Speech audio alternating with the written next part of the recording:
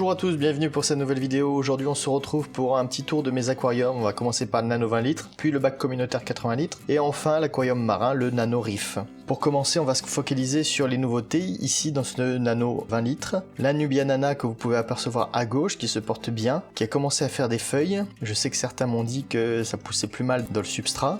Pour l'instant, ça semble bien se passer. J'ai rajouté une petite plante de milieu plan, une Eleocharis, qui a pour but d'être placée en fond d'aquarium, histoire de tapisser la vitre arrière. Normalement, ça devrait pousser et atteindre les 20 cm, j'espère.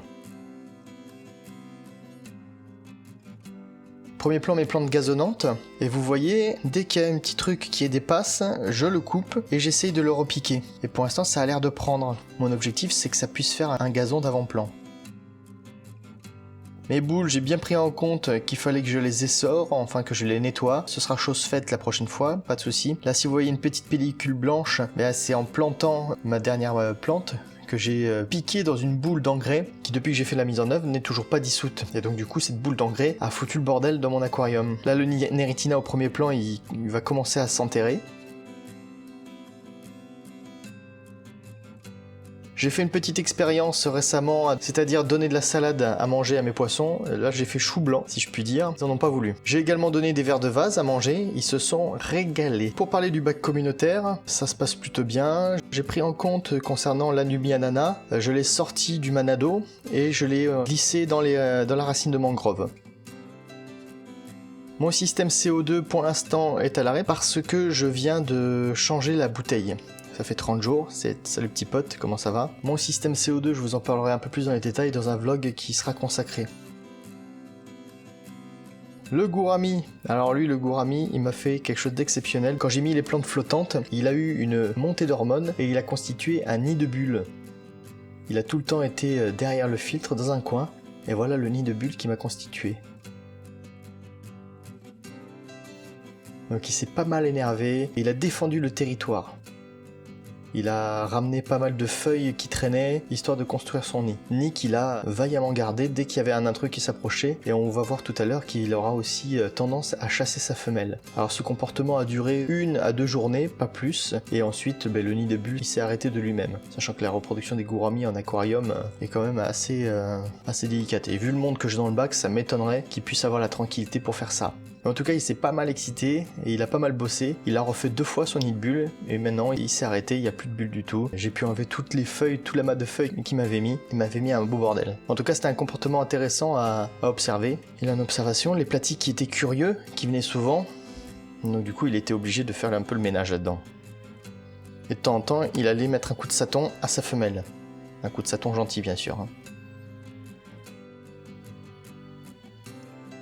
Concernant mes plantes flottantes, les minores, elles se développent plutôt bien. J'ai appliqué quelques conseils qui étaient, pour pas que ce soit trop le bazar, j'ai monté mon niveau d'eau et baissé ma pompe de refoulement, de manière à créer moins de remous à la surface, pour que ce soit un peu moins le bazar et qu'elle se fixe un peu plus. Ici, comme nouveauté, qu'est-ce qu'on a? J'ai transféré les 2 Corydoras qu'il y avait dans mon aquarium 20 litres, vu que le nano a accueilli des escargots. J'ai quand même fait la fusion des clans. Et donc j'ai 6 Corydoras dans le même bac, ce qui est beaucoup mieux pour eux. Ici vous pouvez apercevoir les silures de verre. Alors j'entends déjà certains hurler au scandale. Ils se portent bien, ils sont dans leur coin à eux, ils bougent pas. J'ai observé des silures de verre dans des aquariums plus grands, ils ont à peu près le même comportement. Bon, normalement, il faudrait vraiment qu'ils soient un peu plus nombreux, 2 ou 3 éléments de plus, et qu'ils aient quand même un plus gros volume. Ça c'est clair. Je l'ai déjà dit, s'il y avait une chose à changer peut-être dans cet aquarium, je prendrais pas les silures de verre. On peut apercevoir les fantômes noirs, ici et là, qui sont pas spécialement bons, mais chacun dans leur coin. Ils font leur petite vie tranquille, ils sont bien, en pleine forme, en pleine santé. Je sais qu'il y en a beaucoup aussi qui râlent en disant qu'ils ont besoin de beaucoup plus d'espace. Certes, mais en tout cas, ici, ils ne posent problème à personne, et ils ont l'air bien. Ils ont chacun leur petit coin, et ça se passe bien. Vous pouvez voir, alors là, tant qu'on est dans les sujets qui fâchent, Guppy femelle, il n'y en a plus qu'une. Le mâle et l'autre femelle sont décédés. Le mâle parce qu'il avait une malformation à l'achat, donc du coup il était faible et il a tenu le plus longtemps possible. Et l'autre femelle s'est crevé un œil, je ne sais pas comment, certainement sur la racine de mangrove, et à force ça l'a beaucoup affaibli, et quelques jours plus tard aussi elle est décédée. Mon aquarium marin à présent, il est prêt. Je l'ai modifié au niveau de l'installation des pierres, j'en parlerai un peu plus tard. Dans quelques heures, au moment où je tourne la vidéo, je vais recevoir les détritivores. Le kit goutte à goutte est prêt. Le pied de caméra est prêt également. Je vais vous faire une vidéo aux petits oignons pour ça. Donc j'ai modifié l'emplacement des pierres de manière à ce qu'il y ait beaucoup plus de cavités, beaucoup plus de petits trous, que ce soit beaucoup plus étalé. J'ai tout repensé pour l'installation des coraux, pour les poissons qu'il y aura dedans, même s'il n'y en aura pas beaucoup, pour les escargots, le petit crabe qui va venir, pour la petite ophure aussi, j'ai dégagé un peu de place au sol, de manière à ce qu'elle puisse se poser, qu'elle puisse se déplacer dans le sable. Ici l'écumeur, petite question. Est-ce qu'il faut qu'il y ait de l'écume qui sort des 4 petits trous ou pas? Merci de me répondre, ce sera sympa de votre part.